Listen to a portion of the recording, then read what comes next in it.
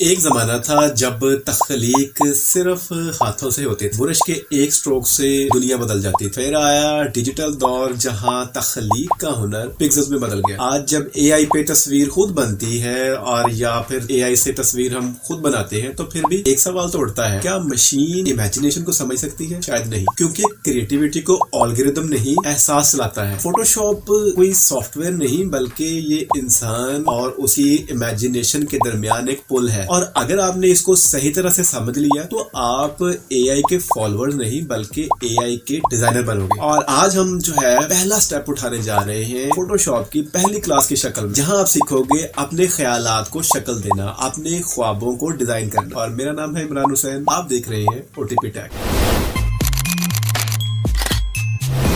जी, तो आप जैसे ही फोटोशॉप ऑन करेंगे तो आपको कुछ इस तरह की जो है वो स्क्रीन नजर आएगी, इंटरफेस नजर आएगा। आप जस्ट जो है जब क्रिएट न्यू वाले बटन के ऊपर क्लिक करेंगे तो वो आपसे साइज पूछेगा। अच्छा, इस हवाले से मैं आपको बताता चलूं कि फोटोशॉप में जब भी आप कोई चीज बना रहे हैं, डिजाइन कर रहे हैं, तो उसके लिए आपको साइज का जो है वो नॉलेज होना जरूरी है। आपको पता होना चाहिए कि आप कौन से साइज के ऊपर काम करना चाह रहे हैं। तो फोटोशॉप में जब भी आप न्यू जो है वो कैनवस लें तो आपको उसका साइज पता होना चाहिए, राइट। तो इस तरह का जो है वो आपको इंटरफेस दिखेगा जब आप क्रिएट न्यू वाले बटन के ऊपर क्लिक करेंगे। यहाँ पर कुछ जो है वो मेरे रिसेंट साइजेस हैं जिनके ऊपर मैं काम करता रहा हूँ। फिर यहाँ पर कुछ सेव, अगर आप बार बार एक साइज के ऊपर काम कर रहे हैं तो उसको आप यहाँ पर सेव करके भी रख सकते हैं, ठीक है। फिर कुछ ये फोटो के हवाले से साइजेस हैं, प्रिंट के हवाले से काफी सारे साइजेस अवेलेबल हैं। फिलहाल जो है हम इस सेक्शन को देखते हैं। तो यहाँ पर जो है वो इसका नाम, तो नाम आप जरूर दे दिया करें। मैं चले इसका जो नाम है वो क्लास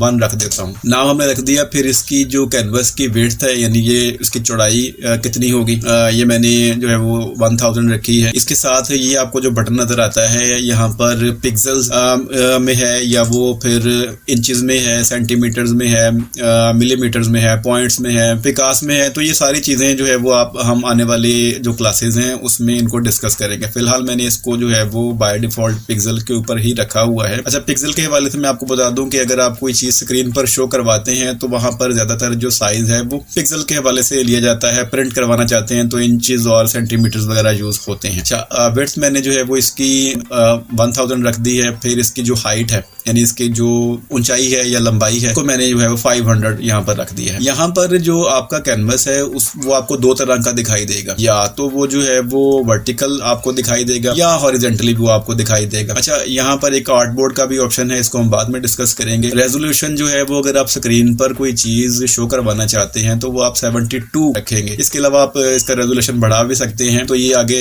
पिक्सल पर इंच यानी 72 रेजोल्यूशन पिक्सल पर इंच होगा। कलर मोड जो है वो RGB ही हम रखेंगे बाय डिफॉल्ट। इसके अलावा और काफी सारे बिट मैप है, ग्रे स्टाइल है, CMYK है, लैब कलर है, लेकिन फिलहाल जो है वो हम इस हवाले से भी हम आगे जाकर डिस्कस करेंगे, मगर फिलहाल मैंने इसको RGB रख दिया है। अच्छा, 8 बिट इसमें जो चीजें हैं ये भी थोड़ी सी एडवांस लेवल की हैं। बाय डिफॉल्ट आप 8 बिट पर ही जो है वो इसको रखें। अब जो है वो आगे इसका कलर है कि आपके जो कैनवस का कलर है वो किस तरह का हो, तो वो ब्लैक भी रख सकते हैं। बैकग्राउंड कलर अपनी तरफ से कुछ चूज करना चाहते हैं वो भी चूज कर सकते हैं। यहाँ पर वो आपको कलर को रखेंगे तो ये आपके सामने कुछ जो है वो कलर पैनल आ जाएगा, आप कोई भी कलर उसका चूज कर सकते हैं। मैंने फिलहाल इसको कैंसिल कर दिया है, व्हाइट रखा है। ये कुछ एडवांस ऑप्शन है, तो ये हम आगे आने वाली जो क्लासेस हैं उनमें डिस्कस करेंगे। जैसे ही मैं क्रिएट वाले बटन के ऊपर क्लिक करूंगा तो आपके सामने कुछ इस तरह का इंटरफेस आपने को देखने को जो है वो मिलेगा। इसमें काफी सारे बटन है, यहाँ फाइल है, एडिट है, इमेज है, लेयर है, टाइप है, सेलेक्ट है, फिल्टर, 3D व्यू, विंडो। तो ये कुछ इस तरह के जो ऊपर टैब है उसमें आपको बटन देखने को मिलेंगे। फिर इसी तरह से ये एक जो है वो बटन है, ये आपको जो है वो देखने को मिल जाएगा। यहाँ पर आप क्लिक करेंगे तो ये सिंगल लाइन में चला जाएगा, यहाँ पर आप क्लिक करेंगे तो ये डबल लाइन में क्लिक। तो इसको मैं थोड़ा सा नीचे यहाँ पर प्लेस कर देता हूँ ताकि आपको थोड़ी सी इसकी विजिबिलिटी शो हो। तो यहाँ पर काफी सारे टूल्स हैं, हम इन टूल्स के हवाले से बड़ी डिटेल में डिस्कस करेंगे आने वाली क्लासों में। फिलहाल के लिए मैं कुछ चीजें हैं वो आपको जो शॉर्ट की नॉर्मली इस्तेमाल होती हैं, आप अगर ऑल्ट का बटन प्रेस करके अपने माउस के स्क्रोल व्हील को स्क्रॉल व्हील जो है उसको आप डाउन करेंगे तो ये जूम इन होता जाएगा, यानी जूम आउट होता जाएगा, फिर जूम इन जूम आउट आप इस तरह से कर सकते हैं। यानी ऑल्ट के बटन के साथ स्क्रॉल व्हील को जो है वो आप आगे की तरफ मूव करेंगे तो वो जूम जो है वो इन होगा, और पीछे की तरफ मूव करेंगे तो वो जूम आउट हो जाएगा। ठीक है, तो ये एक बेसिक चीज है जो बहुत ज्यादा यूज होती है। अच्छा, ऑल्ट के बटन के साथ ही आपके पास कीबोर्ड में एक स्पेस का बटन होता है, उसको नॉर्मली हम हैंड टूल के तौर के ऊपर इस्तेमाल करते हैं। यहाँ पर आपको ये देख सकते हैं कि यहाँ पर हैंड टूल भी लिखा हुआ है, लेकिन जो है वो इसको जब इसकी बारी आएगी तो इसको भी हम डिटेल से डिस्कस करेंगे। लेकिन फिलहाल मैं आपको एक शॉर्ट की बता रहा हूँ कि आप स्पेस बार जो है वो सिलेक्ट करेंगे और इसको जो है वो आप हैंड टूल का इस्तेमाल कर सकते हैं। अच्छा, इसके साथ साथ यहाँ पर कुछ और बटन हैं, मजीद बटन हैं, तो इन सब बटन के हवाले से हम डिटेल से डिस्कस करेंगे। यहाँ पर कलर पैनल है, यहाँ पर लेयर पैनल है। अच्छा, फोटोशॉप में मैं एक चीज आपको बता दूं कि जो लेयर कॉन्सेप्ट है ना वो बहुत ही क्रूशल है। लेयर कॉन्सेप्ट समझना, लेयर्स को बनाना, लेयर्स को क्रिएट करना, लेयर्स के ऊपर वर्क करना, तो ये बहुत ज्यादा जरूरी है। तो इसके हवाले से भी हम डिटेल से डिस्कस करेंगे। लेकिन जैसे ही हम अपने एक न्यू फाइल लेते हैं तो ये एक बाय डिफॉल्ट एक लेयर जो है वो हमारे सामने आ जाती है जो कि लॉक्ड है। ठीक है, यानी हम इसके ऊपर कोई भी काम करेंगे तो ये उस तरह से वर्क नहीं करेगा। तो ये हम जो है वो लेयर्स की बात कर रहे थे, तो ये एक बैकग्राउंड लेयर है, यानी ये सबसे पहले आपके पास जो है वो बैकग्राउंड लेयर आती है। अब जो आज की क्लास है, आज की क्लास में हम बात करेंगे इन दो टूल्स के हवाले से। ये जो है वो मूव टूल है। आप जैसे ही इसके ऊपर अपना कर्सर लेकर जाएंगे तो ये आपको छोटी सी एक गाइड भी देगा, वीडियो गाइड के इस टूल को आप कैसे इस्तेमाल कर सकते हैं। ठीक है, ये मूव टूल है, यानी ये मूव करने के लिए है, मगर मूव किस चीज को करना है, जाहिर है उसके लिए हमारे पास एक टूल है, वो जो है वो मार्की टूल कहा जाता है। इसमें काफी सारे ऑप्शन हैं।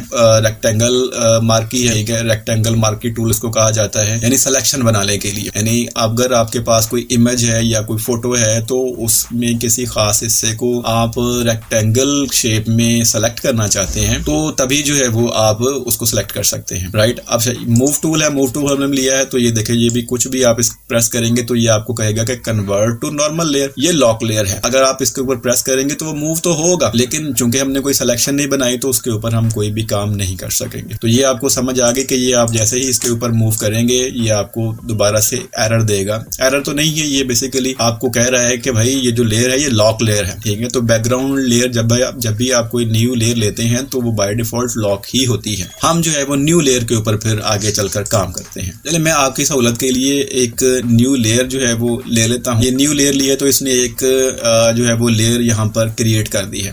जो है वो यहाँ कुछ और बटन है, इनके हवाले से हम मजीद डिटेल से डिस्कस करेंगे। फिलहाल के लिए जो है वो मैं आपको जो टूल बता रहा हूँ वो तो है एक मूव टूल और साथ ही जो है वो सिलेक्शन टूल। तो मैंने रेक्टेंगल सिलेक्शन टूल लिया है, यहाँ से मैंने इसको जो है वो माउस के जरिए से ड्रैग किया है। इसने जो ये कैनवस है इतना सारा जो है वो इसको सेलेक्ट कर लिया है। अभी जस्ट मैं आपको समझाने के लिए यहाँ पर ये मैंने ब्रश टूल लिया है, यहाँ पर मैं कुछ कर रहा हूँ तो ये कुछ भी जो है वो पेंट नहीं कर रहा, यहाँ पर कर रहा हूँ। अच्छा, जैसे ही मैं इसके अंदर लेके आया तो इसने यहाँ पर पेंट करना शुरू कर दिया। तो इसका आपको यानी मतलब समझ में आया कि हमारी ये सिलेक्शन है, इस सिलेक्शन के साथ हम जो है वो इस सिलेक्शन के अंदर रहते हुए कोई भी टूल जो है वो हम यूज करें। तो ये सिलेक्शन का बेसिकली मकसद ये है कि अगर आपके पास एक इमेज है उसमें आप कोई खास हिस्सा जो है वो सेलेक्ट करके उसके ऊपर एडिटिंग करना चाहते हैं तो उसको पहले आप सेलेक्ट करेंगे। ठीक है, सेलेक्ट कैसे करेंगे, ये एक सिलेक्शन टूल के जरिए से। इसके अलावा और काफी सारी सिलेक्शन है, लेकिन फिलहाल जो है वो आज हम बात कर रहे हैं रेक्टेंगल मार्की टूल की। तो ये इसने इतना हिस्सा जो है वो सिलेक्ट कर लिया और उस पर जो है वो हम काम कर सकते हैं। अच्छा, इसमें मैं एक मजीद चीज जो है मूव टूल की बात कर रहे थे तो फिर हम इसको मूव कर सकते, इस सिलेक्शन को हम मूव कर सकते। तो यहाँ तक आपको समझ में आ गया कि ये हमने एक चीज जो है वो सेलेक्ट की, उसके अंदर अपना काम किया, काम करने के बाद उसको मूव करके कहीं पर रखना चाहते हैं तो वो आप रख सकते हैं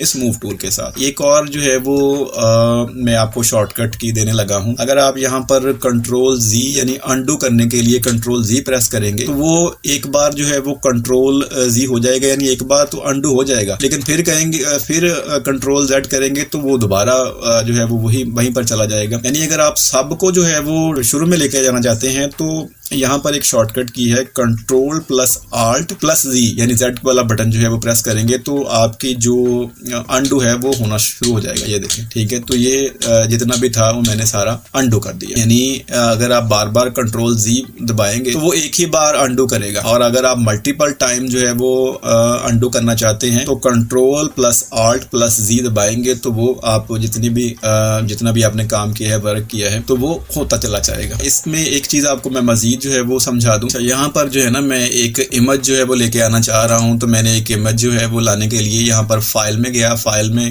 जाकर आप जब ओपन करेंगे तो आप यहाँ से कोई भी जो आपकी फाइल है जहाँ पर पीस में पड़ी हुई है उसके ऊपर क्लिक करके इसको ओपन करेंगे तो आपकी फाइल जो है वो ओपन हो जाएगी। ठीक है, एक तरीका तो इसका ये हो गया। दूसरा जो तरीका है से आप इसको सिलेक्ट करेंगे अपनी फोटो को, यहाँ पर लाकर अगर आप अपने कैनवस पर रखना चाहते हैं तो कैनवस पर रखकर इसको छोड़ दें। अदरवाइज आप यहाँ पर जो है यहाँ पर जब इसको आप छोड़ेंगे तो ये एक न्यू फाइल के ऊपर आपकी जो फोटो है वो आ जाएगी। ठीक है, तो ये मैंने जो है वो कॉपीराइट फ्री इमेज अनस्प्लैश से काफी सारी वेबसाइट आपको मिल जाएंगी इंटरनेट के ऊपर, तो आप कहीं से भी अपनी प्रैक्टिस के लिए फोटो को डाउनलोड कर सकते हैं और डाउनलोड करके यहाँ पर प्रैक्टिस के लिए इस्तेमाल कर सकते हैं। ये हमारे पास फोटो आ गई। ठीक है जी, ये फिलहाल लॉक है। इसको अगर हम जो है वो उस पर काम करेंगे तो इसका नुकसान ये होगा कि वो सारा कुछ एक ही लेयर के ऊपर हो जाएगा। तो मैं यहाँ पर वो गलती नहीं करूंगा। मैंने यहाँ पर एक न्यू लेयर ले ली है। न्यू लेयर लेने के बाद मैंने यहाँ से इतनी एक जो है वो इस इमेज की एक सिलेक्शन बना ली, यानी मैं इस हिस्से के ऊपर थोड़ा बहुत कोई काम करना चाहता हूँ जस्ट आपको समझाने के लिए। अच्छा, ये जो है ये हमारा कलर पैनल है। यहाँ पर बाय डिफॉल्ट ये ब्लैक एंड व्हाइट होता है। इस वाले कलर को हम जो है वो